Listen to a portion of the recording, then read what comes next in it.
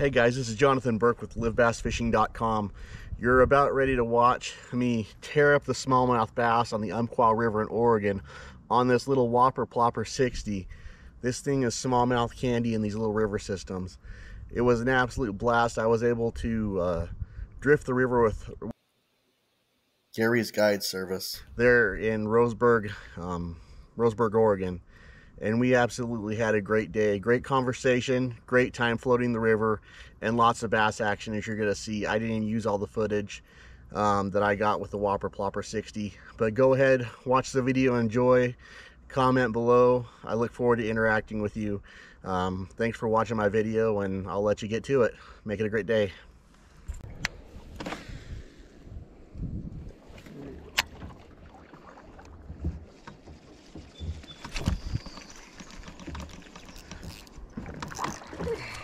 That's a little better.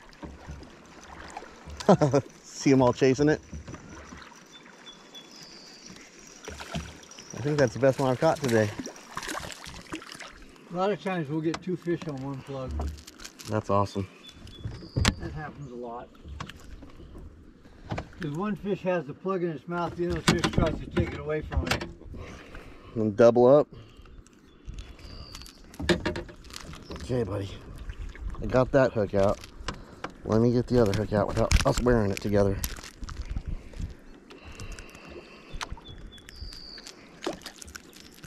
This guy was not coming off.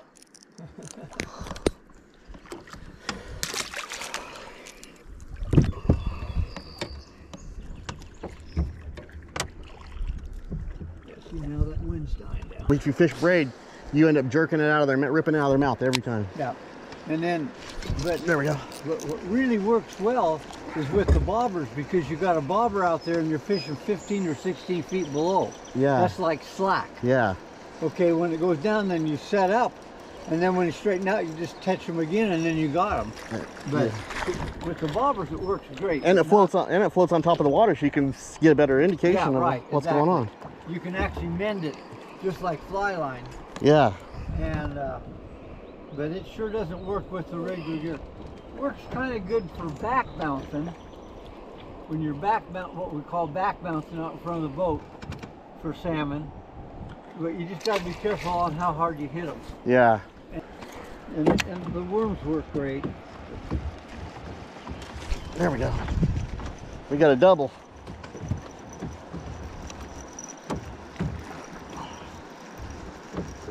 That guy's pulling the same trick mine pulled a little while ago. Wants to spend some time with us.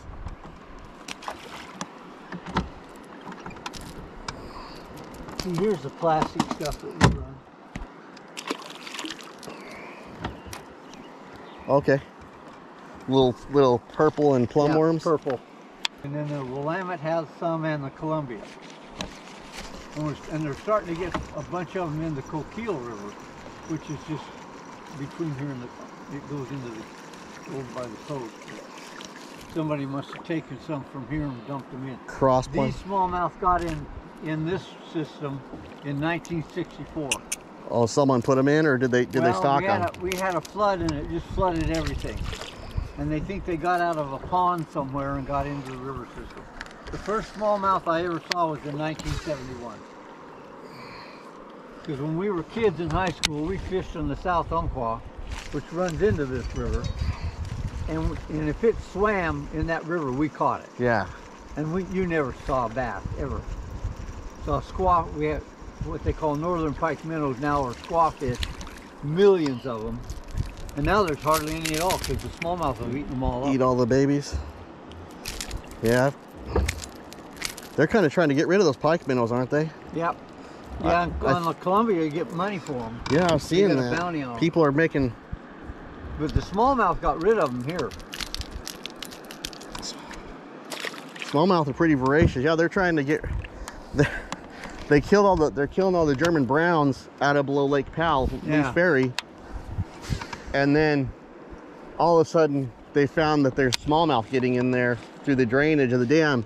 And if they thought the brown trout were bad, yeah, eating the chubs or whatever they want to keep in there. There we go. But it's the smallmouth. Yeah, the smallmouth.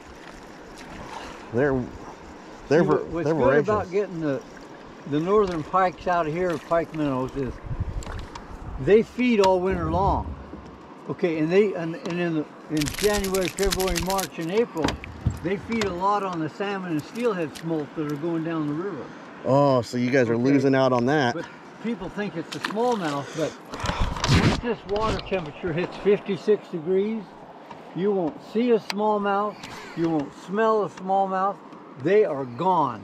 No, they drop down in deep pools in this winter. Yeah, what they do is, I think they go into the rocks and stuff. Yeah, they just... And they don't come back out till it hits about, 63. Then you'll start catching them. But during the winter, because we run like wiggle warts and stuff for steelhead, and they're just a crankbait is all they are. And you never, ever catch a smallmouth. And you think they're hibernating. Yeah, you'd think you would if they're... So most of the salmon and steelhead smolt, they all go down in the winter time to the ocean. So the smallmouth don't get that many of them. It's the darn pike minnows, huh? But the pike minnows did. The people blame it. They all think the smallmouth get them all, but they don't. And finally, we finally got him one time, and he was about 4.5 pounds.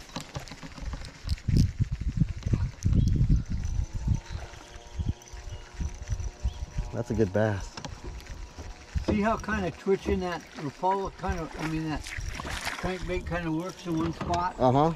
Just twitch it a couple of times. Before you reel it in? I do the same thing with the crankbaits. Yeah. Go out there, let them hit, let them settle, then just kind of twitch it a couple times and then put your tip of your rod down real fairly fast. That's how... And that's how the crankbait works. That's how I learned to fish those old original Rapalas.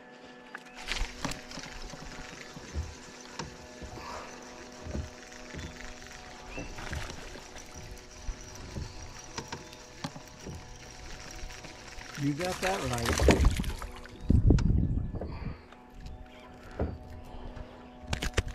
Yeah, it's crazy. People liked it at first because their house, everybody was making money, but now they can't buy another house. Right. When they sold theirs to make money, and so they don't like it anymore.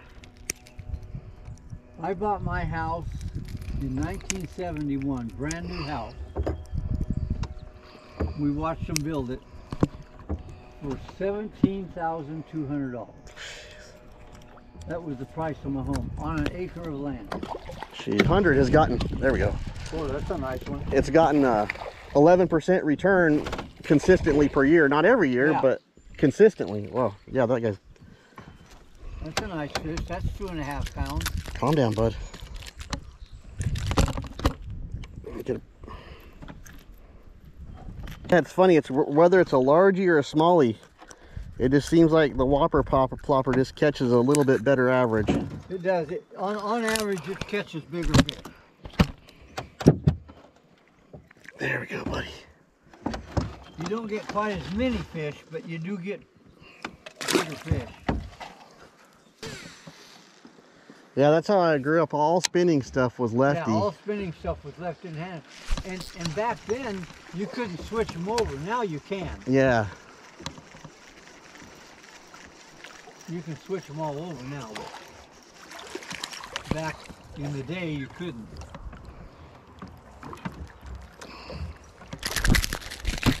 Come on, buddy. Yep, the old Mitchell 300, you couldn't switch it over.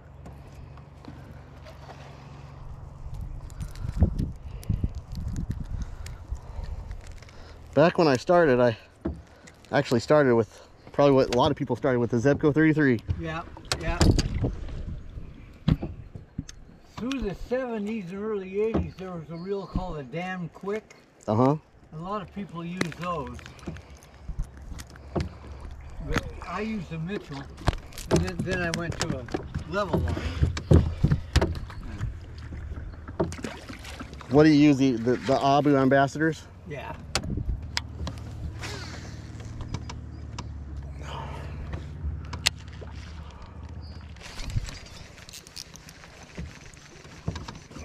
That's neat when they hit them right on the top. Yes, it is. I love it. You think there's a few smallmouth in here? Yeah, there's a lot of them in this body of water. What does it say? Like you have 4,000 per mile or something? Oh, I don't It's know. what they... have no idea. I know that there's a lot of them.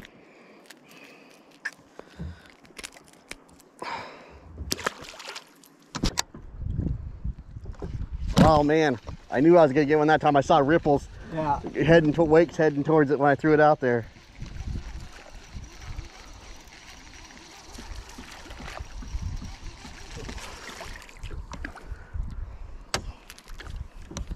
Yeah, this smallmouth is fun. Even when you're catching little ones like that, it's still fun. Yeah. And the fun part is the strike. Yeah, just watching them blow up.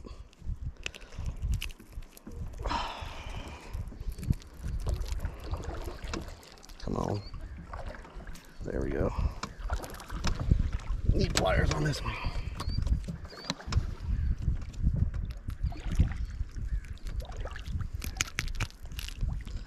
There you go, little buddy.